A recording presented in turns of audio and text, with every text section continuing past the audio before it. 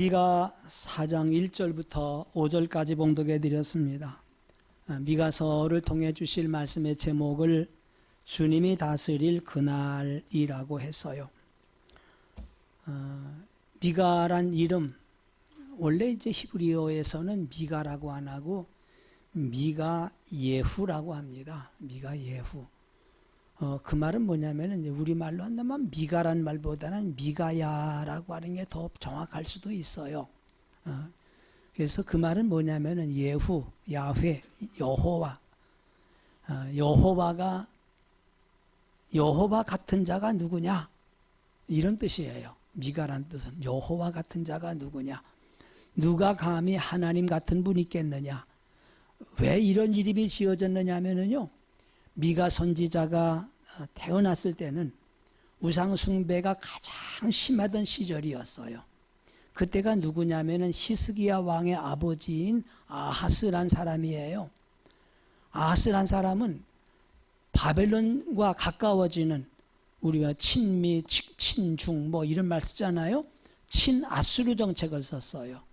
왜 그러냐면은 그 당시에 아수르의 왕이 사르곤 2세라는 사람인데, 그 사르곤 2세가 북왕국 이스라엘을 꼴딱 먹었어요. 그 당시 북왕국의 왕이 호세아거든요. 선지자 호세아 말고 호세아인데 북왕국을 삼켜버렸어요. 삼킬 뿐만 아니라 북왕국을 박살을 냈어요. 어떻게 했느냐면은 그 나라에 살고 있는 사람을 전부 우리식으로 말하면 만주, 시베리아, 뭐 우즈베키스탄으로 다 쫓아내 보냈어요. 그리고 그 동네에 있는 사람들 이쪽으로 이주를 시켜서 사람들 막 섞어버렸어요. 그걸 보고 남쪽에 있는 유다 사람들이 얼마나 놀랬겠어요. 더구나 유다 왕이 괜히 아수르 건드렸다 혼나겠다. 그래서 살살살살 아수르로 찾아가서 좀 아양도 떨고 세금도 바치고 어떻게 하면 아수르 왕이 좋아할까? 이렇게 살아온 사람이 바로 여기에 아하스란 사람이에요. 그래서 거기 가보니까 아하스의 신전이 너무 잘 졌어요. 그래서 그걸 그림으로 그렸어요. 스케치를 그려서 보냈습니다. 보냈더니 또 대제사장이라는 사람 속도 없지. 그걸 보고 또 그대로 만들었어요. 하나님의 성전이 있지 않았어요. 다윗 때, 솔로몬 때 지은. 근데 그걸 놔두고, 그리고 아수르의 신전을 또 졌어요. 거기서 우상을 섬기고 있었어요. 이 정도로 우상 숭배가 만연했어요. 그때 아마도 뭐 추측에 불과하겠지만은 이 미가의 아버지가 하도 속상해서 아들 이름을 지을 때, 아들 낳고 이름을 지을 때 우상이 뭐냐? 여호와 같은 이가 누가 있느냐? 세상에 하나님 여호와가 대단한데 그 하나님 여호와를 버리고 뭐 누구 섬겨? 아마 그랬기 때문에 미가란 이름을 지은 것이 아닐까. 근데 그의 아들인 히스기야는 또 아버지와 전혀 달라요. 아버지가 그렇게 우상을 섬기고 아수르에 어떻게든지 붙어서 살려고 하는 걸 보면서 왕자로 자라면서 이건 아닌데, 하나님 말씀 속에서 생명이 있는데 이 나라의 흥망성쇠가 여호와 하나님께 있는데 하는 생각을 가져요. 그러나 왕자의 힘은 없잖아요. 아버지가 돌아가시고 히스기야가 왕이 되자마자 정책을 완전히 바꾸어요. 그때부터 아버지가 만들어 놓은 신전, 그 다음에 산당, 우상 다 없애버려요. 다 없애버리고 오직 하나님만 섬겨요. 그러면 아수르를 섬길까요? 안 섬길까요? 안 섬기지. 아버지는 친아수르 정책을 펴서 아수르에게 조공을 바치고 잘 보이려고 했는데 히스기야 왕은 아니야. 거기다가 잘 보이느니 하나님께 잘 보이자, 이거였어요. 하나님께 잘 보이자. 아수르가 볼 때는 기분 나쁘잖아요. 저희 아버지는 안 그랬는데 이 아들 녀석이 아주 건방지고 아주 못돼 먹었잖아요. 그래서 공격해온 거예요. 그것이 이사야서에도 나오고 열왕기서에도 나오잖아요. 18만 5천 명이나 대군을 거느리고 와서 예루살렘을 포위하고 항복하라는 협박을 하잖아요. 어떻게 됐어요? 히스기야가 하나님께 기도할 때에 하나님께서 하룻밤에 그 18만 5천 명을 전부 송장으로 만들었어요. 이것이 바로 이 미가 선지자 시대에 일어난 일련의 모든 사건이라고 말할 수가 있습니다. 이런 상황에서 선지자는 특별히 이 미가서를 쓰면서 4장과 5장에서 4장에서는 예루살렘의 회복을 통해서 장차 이루어질 미래의 왕국을 보여주고 있어요. 그 다음에 5장에서는 그 미래 왕국의 주인공이 되는 메시아 그리스도의 탄생을 예언하고 있거든요. 네, 어느 나라든지 그 나라를 누가 다스리냐에 따라서 한 나라의 운명이 달라져요. 비근한 예로 필리핀을 보세요. 1950년, 60년대, 60년 초반까지 우리나라보다 훨씬 잘 살았어요. 그런데 그 필리핀의 대통령이 누구였어요? 마르코스 정부가 들어서면서부터 그 나라가 완전히 몰락해버렸어요. 지금은 이쪽에 동남아시아 중에서 가난한 나라 중에 하나, 못 사는 나라 중에 하나가 됐잖아요. 지도자, 국가의 지도자 한 사람이 나라를 이렇게 말아먹을 수도 있고 또 이렇게 세울 수도 있어요. 완전히 황폐화된 나라를 이렇게 세운 덴마크의 그룬투비를 아마 아실 겁니다. 누구도 말하기를 덴마크는 이제 끝났다 이렇게 말했습니다. 그러나 그룬투비가 지도자가 됐을 때에 덴마크는 세계가 부러워하는 나라가 됐거든요. 그 나라뿐입니까? 폴란드도 마찬가지지요. 폴란드 바웬사 대통령 공부도 안 한 사람이에요. 용접공이었어요. 근데 그가 지도자가 됐을 때에 폴란드를 완전히 변화시켜서 동유럽파 중에서는 가장 잘 사는 나라를 만들었거든요. 우리가 늘 기도할 것은 우리도 마찬가지. 지금 세계 경제 10위, 13위 하면서 큰 소리 칠지 모르지만 지도자 한 사람 잘못 나와서 5년, 10년 통치하게 되면요. 필리핀, 아르헨티나 꼴 나는 거 순식간이거든요. 그러니까 이게 한 나라의 지도자가 어떤 사람이 나오냐가 대단히 중요해요. 제가 아마 한 몇 주 전에 우리나라 19대 대통령들을 쭉 거명한 일이 있었어요. 과연 19대 대통령들 가운데서 우리 전 국민이 존경하고 나라를 일으켜 세웠다고 자부할 수 있는 사람이 누가 있을까? 물론 공이 있고 과가 있어요. 그러나 전폭적인 지지를 받는 지도자가 없다고 하는 안타까움을 우리가 보잖아요. 이런 생각을 해봤어요. 목사라 그런지 모르지만 만일 주님께서 지금 오셔서 우리나라를 다스린다면 어떻게 될까? 엄청난 변화가 올 거예요. 물론 당장 이루어질 일은 아니겠지만 이 땅에 훌륭한 지도자가 나오지 않고 나라가 어려울수록 우리는 이 나라의 진정한 지도자, 아니 이 세상을 다스릴 메시아가 오기를 우리는 기다려야 되지 않겠는가. 그래서 제목을 뭐라고 그랬어요? 주님이 다스리실 그날입니다. 그러면 주님이 다스리실 그날에는 많은 사람들이 하나님을 찾아오게 될 거라고 그랬어요. 거기 1절을 보세요.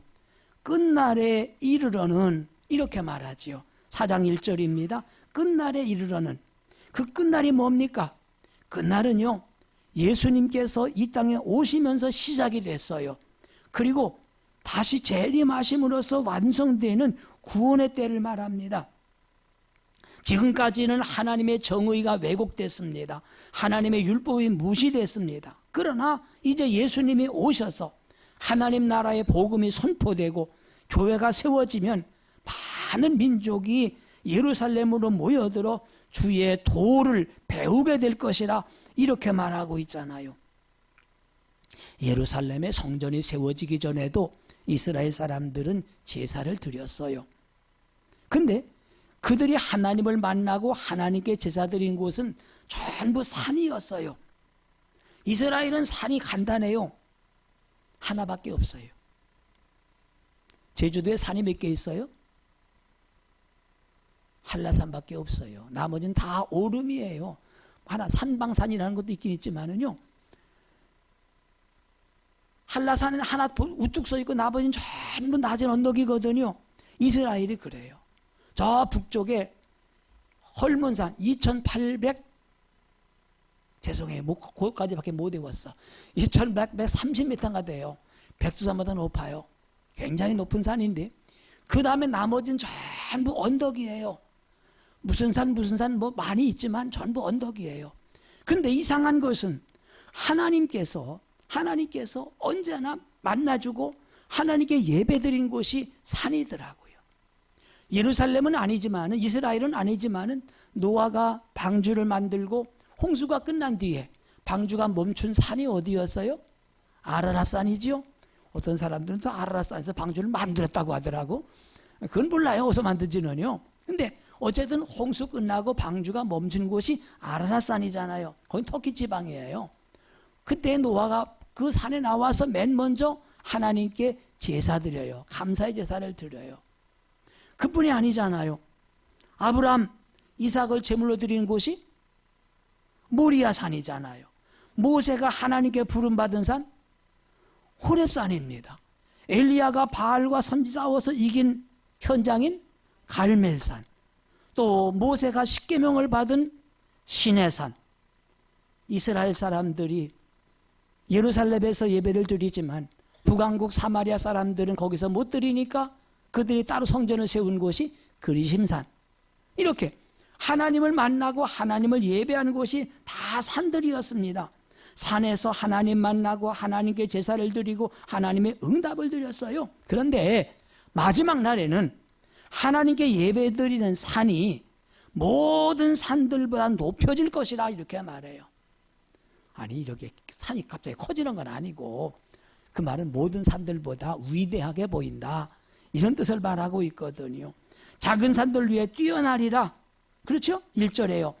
많은 민족들이 그리로 몰리게 될 것이라. 그러면 여기서 말하고 있는 이 산, 이 큰 산, 우뚝 선 산, 하나님의 예배하는 산은 뭘 말할까? 이것은 신약시대의 교회를 의미하고 있는 것입니다. 하나님께서 교회를 높이셔서 주님의 뜻을 이 땅에 펼칠 것입니다. 이 땅에 당신의 사역을 펼쳐나가기 위해서 전진기지로 세우신 곳이 교회이거든요. 그렇기 때문에 지금은 하나님의 전을 찾을 때입니다. 근데 우리 주변 환경은 점점 하나님과 멀어지게 만들어요. 온전하게 주일 성수할 수 있는 여건들이 만들어지지 않아요. 1년 52주를 살아오고 나서 한번 뒤돌아보세요. 52주 주일 성수 온전하게 한 사람이 과연 몇 명이나 있을까? 저는 늘 기록을 해놓고 있잖아요. 근데 1년 52주 주일 난예배만 안 빠지고 52주를 성수한 사람 그렇게 많지 못해요. 왜? 신앙이 없어서 그렇습니까? 아닙니다. 여러 가지 바쁘게 살다 보면 우리가 점점 세상 일에 빠지게 되고 환경에 매이게 되고 하나님의 성전에 나와 예배드릴 수 없는 여건들이 생겨요. 어젯밤 오늘도 제가 문자를 몇 통을 받았어요. 참 피치보다 사정이 있어 시골 내려갑니다. 또 조금 손수가 먼데 고모님이 돌아가셨는데 그 집에 자식이 아무도 없어서 우리가 가서 장례 모셔야 돼서 오늘 못 나옵니다. 뭐 이런 문자도 또 받았어요. 또 무슨 일이 있기 때문에 시골 내려갔는데 이따 오후에 나올게요 하는 사람도 있고, 제가 그런 문자 오늘 4통을 받았어요. 그 사람들이 저에게 그래도 문자라도 보내고 빠지는 분들은요, 권사님 집사님들이야. 어떤 분은 미안해서도 안 해. 왜요? 너무나 많이 빠지니까. 이게 우리가 살아가는 거예요. 이렇게 점점 하나님의 성전에 와서 예배드리기 어려운 시대를 만나고 있어요. 그뿐이 아닙니다. 세상은 자꾸 성도들이 성전을 등지게 만들어요. 예수를 안 믿는 거 아니에요. 예수를 믿는데도 교회는 안 나가겠대요. 이런 사람들을 뭐라고 그랬어요? 한번 말했는데 가나안 신자라고 그래요. 가나안을 뒤로 거꾸로 하면은 안 나가요. 예수는 믿는데 교회는 싫다는 거야. 왜? 교회 가보니까 사람 냄새가 나요. 서로 싸우기도 하고 목사님한테 상처받기도 하고 성도들과 문제가 생기고 이런저런 것 때문에 예수는 믿고 있지만은 교회 안 나지는 사람들이 점점 많아지고 있어요. 그런데 여기 뭐라고 말합니까? 곧 많은 이방 사람들이 가며 이르기를 오라 우리가 여호와의 산에 올라가서 야곱의 하나님의 전에 이르자 이렇게 말하게 될 것이라고 하거든요. 왜 그렇습니까? 많은 사람들이 성전을 등지고 많은 사람들이 교회를 떠날 때에 그때가 바로 우리가 정신을 차리고 하나님의 전을 찾을 때라고 하는 것입니다. 왜냐하면 내가 이 반석 위에 내 교회를 세우리니 이렇게 말했어요. 하나님께서 예수님을 이 땅에 보내셨고 그 예수님의 뜻을 펼치기 위해서 만들어진 유일한 기관이 있어요. 수많은 종교단체가 있어요. 수많은 선교단체가 있지만은 그런 것이 아니에요. 그것은 부수적인 기관이에요. 중심적인 기관은 교회입니다. 교회를 통해서 역사하시고 교회를 통해서 일하고 있다 그 말입니다. 그렇기 때문에 우리는 주의 성전을 찾아야 됩니다. 하나님 말씀이 어디서 나온다고 그랬어요? 하나님의 성전에서 나온다고 그랬어요. 2절 하반절에. 그렇기 때문에 율법이 시온에서부터 나올 것이요 여호와의 말씀이 예루살렘에서부터 나올 것이니라 이렇게 말하고 있잖아요. 진정한 하나님의 성전이 어디냐? 바로 율법이 나오고 하나님 말씀이 바르게 전파되는 것이거든요. 하나님 말씀은 교회 역사 속에서 교회 안에 숨겨진 예수님 모습 속에서 해석이 돼야 되는 것입니다. 그러지 못하고 교회가 사치하고 물질과 명예욕에 쩔어 있다고 한다면 그 전에서 나오는 말씀은 곧 그런 말씀이 되고 마는 거 아니겠어요? 교회에서 파벌과 미움과 다툼이 일어난다면 거기서 나오는 말씀도 늘 그 싸우는 이야기밖에 나올 것이 없거든요. 하나님 말씀은 교회를 통해서 증거가 됩니다. 그렇기 때문에 중요한 것은 교회가 흔들리지 않고 바로 서야 됩니다. 중심을 바로 잡았을 때 그 교회에서 바른 하나님 말씀이 나오게 되는 겁니다. 교회가 올바로 서지 아니하면 하나님 말씀이 굽어질 수밖에 없습니다. 교회가 바로 서면 하나님 말씀도 바로 설 수가 있습니다. 하나님의 전에서 나오는 그 말씀이 가감되지 않고 해석되지 않은 순수하고 변질되지 아니한 하나님 말씀이 그대로 전파돼야 되는 거거든요. 그래서 성경은 말하기를 율법이 시온에서 하나님 말씀이 예루살렘에서 나올 거라고 그랬어요. 여호와의 말씀이 예루살렘에서 나옵니다. 성전에서 나옵니다. 그렇기 때문에 초대교회 성도들은 항상 모이기를 힘썼습니다. 모이면 하나님 말씀을 나누었습니다. 그리고 그 들은 말씀 때문에 그들은 기뻐했습니다. 성전에서 주의 말씀을 가지고 배우는 그리고 생각하는 그 시간들이 얼마나 소중한 시간인가. 근데 요즘에는 교회 나오지 않아도요 하나님 말씀 들을 기회가 얼마든지 있어요. 지금 아마 기독교 텔레비전이 꽤 많지요. 뭐가 있나? 기독교 방송, CTS, 불러봐 나 몰라. 구TV, CGN 뭐 한 5개 정도 돼요. 근데 5개 정도 되는 기독교 텔레비전에서 주일 설교 중계 방송하는 것이 평균 5개라고 생각을 해봐요. 그러면 5개 방송국 속에서 주일 설교를 몇 번 들을 수 있어요? 25개 들을 수가 있어요. 그 중에 내가 제일 듣고 싶은 설교 골라서 입맛 따라서 골라 듣는데 돈 내요 안 내요? 돈도 안 내요. 그럴까봐 밑에 자막에 나가 헌금하실 분 여기를 하시라고. 그것도 귀찮은 사람은 또 유튜브를 통해서도 하나님 말씀을 들을 수가 있잖아요. 뭐 저도 그렇게 하고 있습니다만은 설교 예배가 끝나자마자 바로 유튜브에 올립니다. 그래서 그것을 다시 한번 빠진 사람들이 그 말씀 듣게 하고 내가 얼마나 친절하다고요. 또 주일에 빠진 사람 골라서 여기 지금 녹음하고 있거든요. 유튜브 올라가기 전에 보내드려. 카카오톡으로. 오늘 교회 못 나오셨지요? 오늘 설교한 거니까 들어보세요. 하고선 미리 보내주기도 해요. 물론 다 보내지 못해요. 그러니까 교회 나오지 않아도 하나님 말씀을 들을 수 있는 기회가 얼마든지 있어요.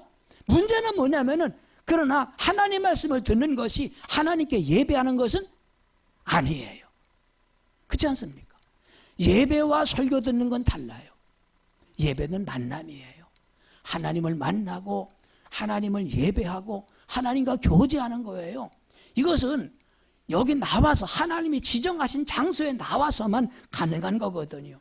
그래서 오라 우리가 여호와의 산에 올라가서 야곱의 하나님의 전에 이르자 그가 도로 우리에게 가르칠 것이니라 이렇게 말했지요.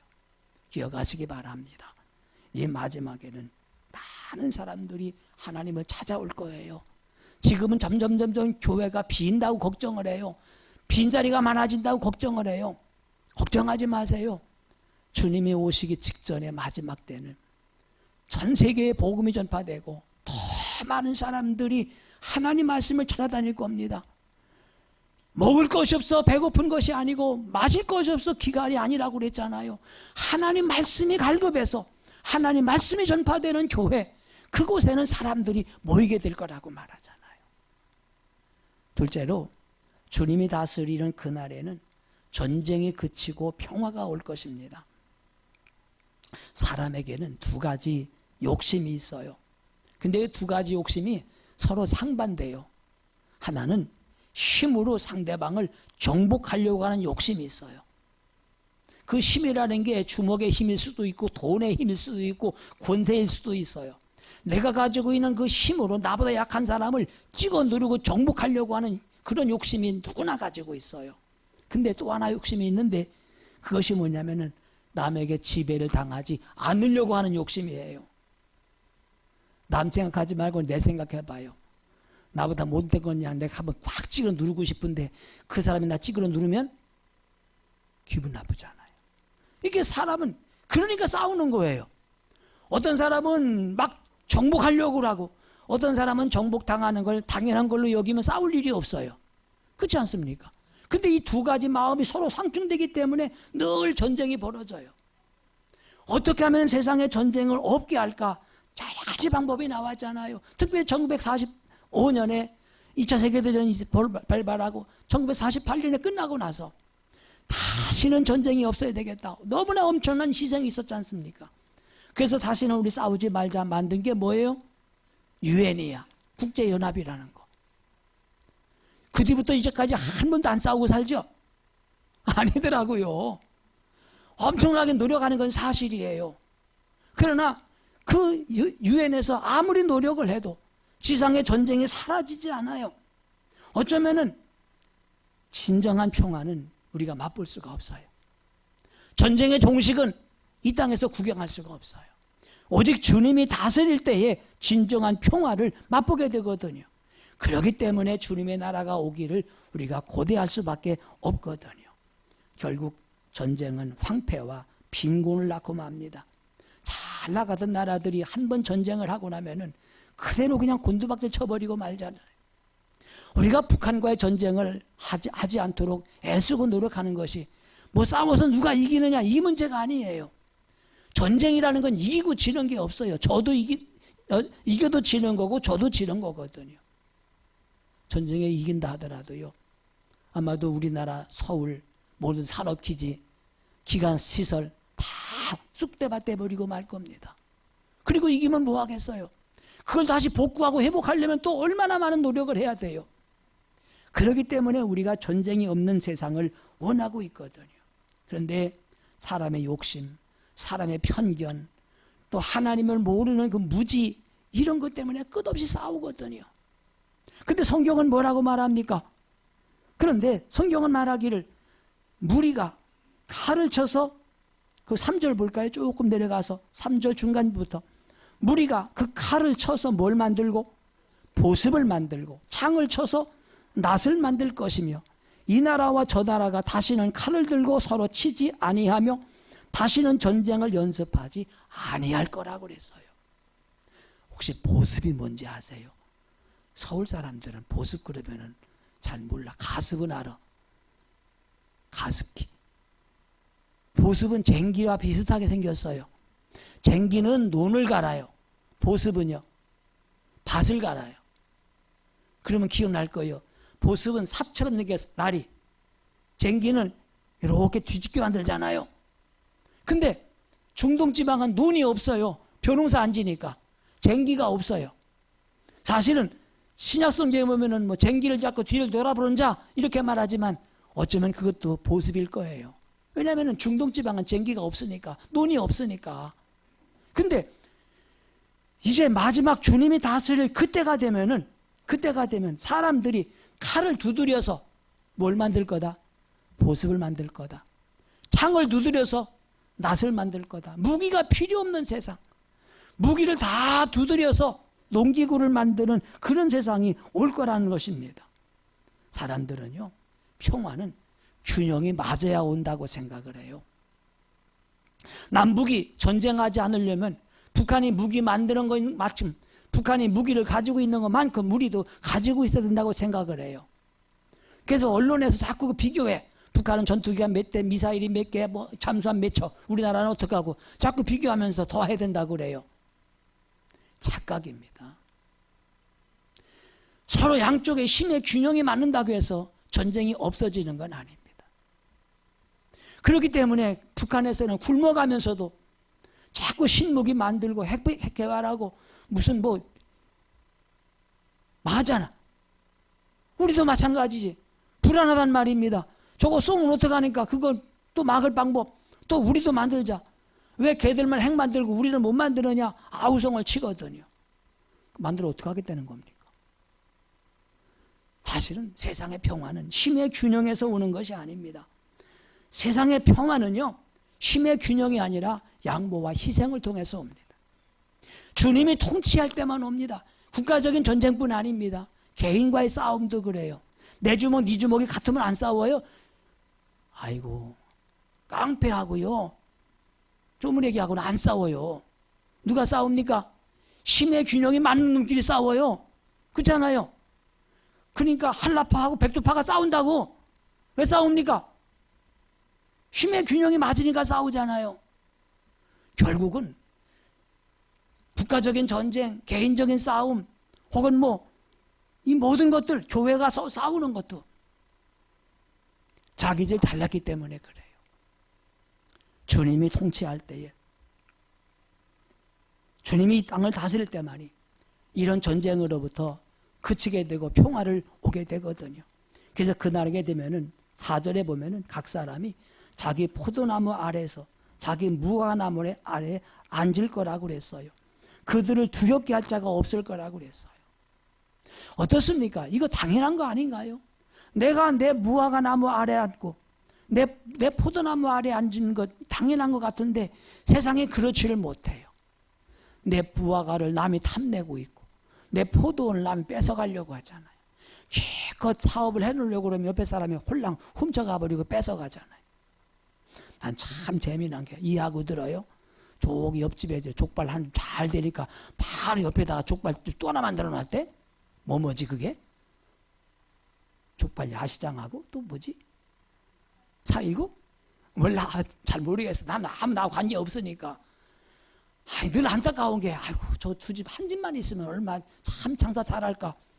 또 둘이 하니까 열심히 잘하대. 이게 세상 살아가는 거예요. 뭐 때문에 이런 일이 벌어집니까? 욕심 때문에 그렇거든요. 그래서 진정한 평화는 사람의 노력 가지고 한계가 있어요.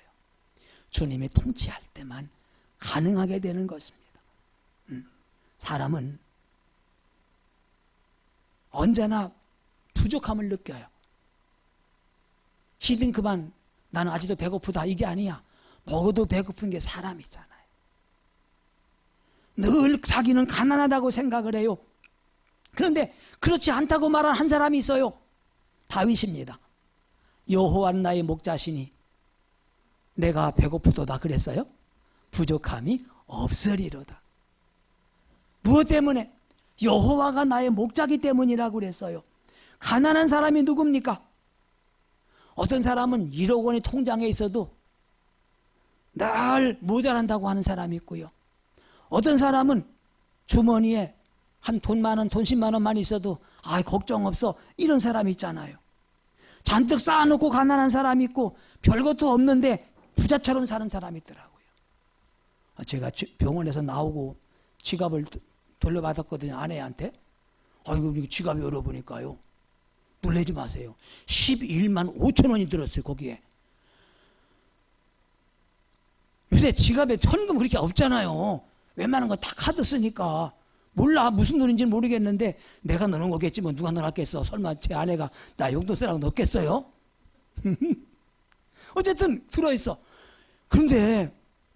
병원에 퇴원하고 나니까 돈 쓸 일이 없네. 사 먹을 게 없어요. 따끈따끈한 호빵도 먹고 싶은데 사 먹으면 안 된다네.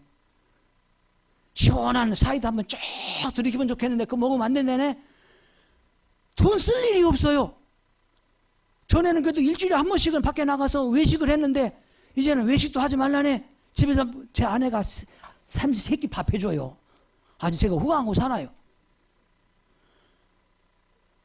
퇴원하고 한 열흘 되는데도 11만 5천 원이 그대로 있는 거야. 어제 다 썼어요. 그저께 채연이 생일이었거든요. 기분이지 뭐. 5만 원 용돈 줬어. 그리고 보니까 또 아직도 남았대. 아침에 그러지. 우리 아직 사랑해서 그런 거 안 했지. 나 5만 원 할게. 당신도 5만 원 해요. 그 둘이 담아서 했어요. 얼마 남았어요? 15,000원 남았어요. 그리고 아침에 이발소가 드라이 했어요. 3,000원 썼어요. 얼마 남았어요? 아직도 12,000원 남았는데 이 12,000원 가지고 일주일 살아요. 왜? 안 쓰니까. 쓸 일이 없으니까. 저 엄청 부자예요. 제가 뭔 얘기 하냐면요. 엄청나게 가지고 있으면서도 헐떡거리고 사는 사람이 있고 별로 갖지 않고도 행복하게 사는 사람이 있어요. 그러나 중요한 것은 하나님께서 이 땅의 평화를 다스릴 나라를 분명히 세울 것이라는 거예요. 아직은 그 나라가 오지 않은 건 사실이에요. 여기 지금 미가 선지자가 마지막 날 있을 환상을 봐요. 이런 위대한 나라가 올 것이라는 환상을 보는데 가만히 꿈에서 깨어나서 현실을 바라보니까 아닌 거야. 아수르의 위협이 계속되고 있고 여러 가지 어려움이 오는 것이 아니겠습니까? 그렇기 때문에 그는 말합니다. 오직 우리는 우리 하나님 여호와의 이름을 의지하여 영원히 행하리로다. 이렇게 말합니다. 사람은요, 무언가 사는 이유가 있어요. 존재 목적이라고 그래, 철학에서는요.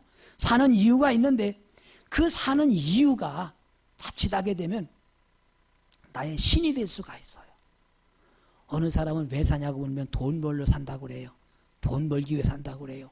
그 사람은 돈이 신이야. 돈 되는 일이라면 별걸 다 해요. 주일 아침에 교회 오다가도 누가 아르바이트 가자 그러면은 아이 교회 가야 된다고 그러는데 갑자기 금액이 3배 뛰어봐요. 아니, 오후에 가지 뭐. 이렇게 물어본단 말입니다. 돈이 신인 사람이 있어요. 향락이나 쾌락이 신인 사람이 있어요. 명예가 신인 사람이 있어요. 이런 것에 매달리는 사람들은 결국은 삶의 목표를 잃어버리고 말거든요. 그러면 우리는 무엇 때문에 삽니까? 여호와의 이름을 의지하여 사는 인생이 돼야 됩니다. 우리가 존재하고 우리가 활동하고 우리가 생각하는 모든 이유가 여호와의 이름을 위해서 사는 것입니다. 이렇게 살아가는 나라, 이렇게 통치받는 사람이 하나님의 나라가 이루어진 사람이고 그 사람에게 영원한 하나님의 나라를 약속할 수가 있는 것입니다. 기도하겠어요.